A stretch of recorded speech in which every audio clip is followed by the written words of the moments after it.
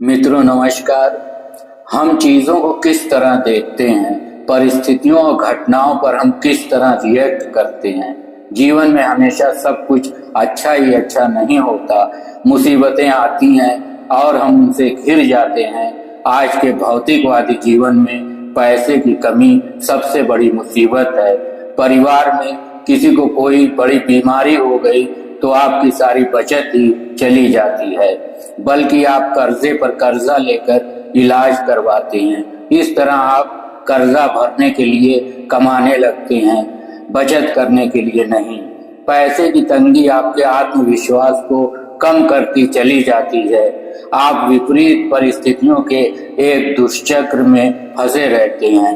ये दुष्चक्र कम आमदनी से शुरू होता है और खर्चों, बीमारी, शादी ब्याह से होते हुए पैसों की कमी तक आ जाता है। इससे निपटने के लिए आप कर्जा लेते हैं, फिर उस कर्जे को चुकाते चुकाते आपकी कमर टूट जाती है और आप आत्मविश्वास खो देते हैं और इस तरह फिर कम आमदनी पर आकर पुनः एक दुष्चक्र शुरू हो जाता है।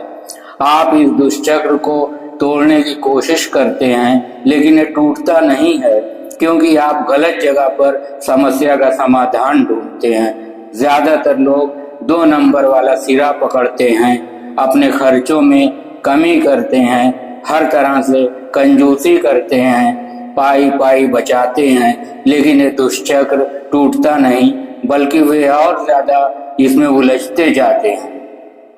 10-20% लोग 1 नंबर वाले सिरे से इस दुष्चक्र को ब्रेक करने का प्रयास करते हैं, यानी आमदनी बढ़ाने का सोचते हैं। वे कुछ हद तक इसमें सफल भी होते हैं, लेकिन कर्जे का दानव उनकी बढ़ी हुई इनकम को खा जाता है। 3 नंबर यानी पैसे की कमी तो खूंटा गाड़ के आपकी छाती पर बैठा ही हुआ है। 4 नंबर यानी कर्जा तो पहले से आपका जीना दुश्वार किए हुए है। 2 नंबर यानी सामान्य खर्चों से आपको जितना निचोड़ना था पहले ही निचोड़ चुके हैं। 1 नंबर यानी कम आमदनी तो इस दुष्चक्र का माई बाप ही है। असल में इस दुष्चक्र से ग्रसित लोग इसे तोड़ने की सही जगह पर हिट नहीं करते हैं। ये राइट पॉइंट है। 5 नंबर यानी आत्मविश्वास की कमी, लैक ऑफ सेल्फ कॉन्फिडेंस को दूर करना। ये जीवन दुष्चक्र अनंत काल तक चलता रहता है, जब तक कि इसे 5 नंबर वाले पॉइंट से पकड़कर ब्रेक न किया जाए। ये दुष्चक्र बस यहीं से टूट सकता है, और अगर आपने इसे एक बार तोड़ दिया तो आपके जीवन में खुशहाली, अमीरी, धन संपदा, मान सम्मान, पद प्रतिष्ठा सब आ जाएगी। अब तक आप समझ गए होंगे आत्मविश्वास की ताकत आपकी असली ताकत है। परंतु लोगों का सबसे बड़ा प्रश्न ये होता है कि इस आत्मविश्वास के बल को स्वयं में पैदा कैसे किया जाए। अगर ये आत्मविश्वास बाजार में कहीं मिलता तो ऊंचे दामों में बिकता। कबीर दास जी का एक दोहा है, कस्तूरी मृग बसे मृग ढूंढे बन माही। तो अब इसमें कोई संदेह नहीं होना चाहिए कि आत्मविश्वास का बल हमारे व्यक्तित्व के अंदर ही हिलोरे ले रहा है। कितनी हैरान करने वाली बात है कि हमारे भीतर एक समुंदर लहरा रहा है और हम ही उससे अनजान हैं। तब सबसे बड़ा प्रश्न ये है कि हम अपने अंदर लहरा रहे आत्मविश्वास के बल से परिचित कैसे होंगे, और अगर परिचित हो जाएंगे तो इसे प्रयोग में कैसे लाएंगे। इसके लिए आपको अपने विचारों को लेकर जागरूक होना होगा। क्या आप सोचते रहते हैं, लोगों से किस तरह की बातें करते हैं, अपनी परिस्थितियों और अपने साथ घटने वाली घटनाओं पर किस तरह प्रतिक्रिया देते हैं। अगर आप जीवन के इस दुष्चक्र में बुरी तरह फंसे हुए हैं तो आपको अपने सोचने के ढंग को बदलना होगा। आपके साथ जुड़ी हुई परिस्थितियों और आपके साथ होने वाली घटनाओं पर आप पूर्व में जिस तरह की प्रतिक्रिया देते आए हैं उस पर पुनर्विचार करने की आवश्यकता होगी। इसके लिए आपको कुछ प्रश्नों के उत्तर हाँ में और केवल हाँ में देने होंगे।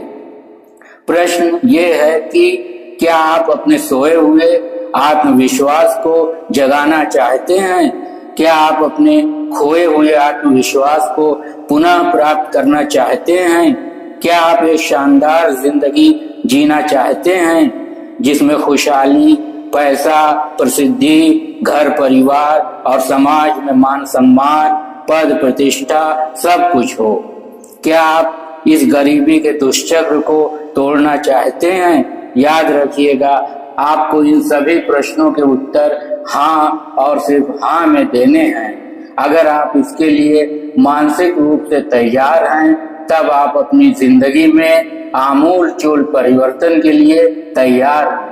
अब आप एक कहानी सुनिए। एक गुब्बारे वाला मेलों में गुब्बारे बेचा करता था। उसके पास नीले, पीले, लाल, गुलाबी कई सारे रंगों के गुब्बारे थे। जब उसके गुब्बारे कम बिकने लगते तो वो गैस से भरा एक लाल रंग का गुब्बारा हवा में उड़ा देता था। बच्चे दूर से आसमान में उस गुब्बारे को देखकर गुब्बारा खरीदने के लिए गुब्बारे वाले के पास आते थे और उसकी बिक्री बढ़ जाती थी। एक दिन गुब्बारे वाले को लगा कि कोई उसके कुर्ते को पीछे से खींच रहा है। उसने मुड़कर देखा तो वहां एक छोटा बच्चा था। बच्चे ने सवाल किया कि अगर आप किसी काले रंग के गुब्बारे को हवा में छोड़ें तो क्या वो भी उड़ेगा? बच्चे के इस भोले प्रश्न ने गुब्बारे वाले के मन को छू लिया। उसने उत्तर दिया कि बेटे, गुब्बारा अपने रंग के कारण नहीं, अभी तो उसके अंदर भरी चीज के कारण उड़ता है।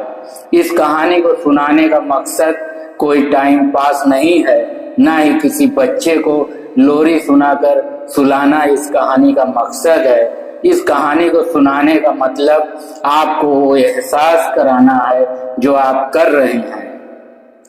वैसे तो आप कभी चुप नहीं रह सकते। जब आप अकेले होते हैं तब भी आप बातें करते हैं। फर्क इतना है कि एकांत में आप स्वयं से बातें करते हैं और यही सबसे महत्वपूर्ण पल होता है। आप एकांत में स्वयं से क्या बातें करते हैं, ये तो आप स्वयं सबसे बेहतर जानते हैं कि आप स्वयं से क्या बातें करते हैं। लेकिन मनोविज्ञान के शोध बताते हैं कि हम स्वयं से जो बातें करते हैं उसमें 90% नकारात्मक विचार होते हैं। ये विचार घर परिवार, रिश्ते, पड़ोस, समाज से लेकर कार्यस्थल तक से जुड़े होते हैं। यहाँ तक कि हद पार हो जाती है जब आप स्वयं अपने बारे में खुद से नकारात्मक बातें करते हैं। मैं एग्जाम्पल्स देने में ज्यादा विश्वास नहीं रखता, पर यहाँ एक उदाहरण देता हूँ। हम सोचते हैं कि ईश्वर ने मुझे इतनी प्रतिभा ही नहीं दी, नहीं तो मैं भी किसी कंपनी का CEO होता या IAS, PCS होता।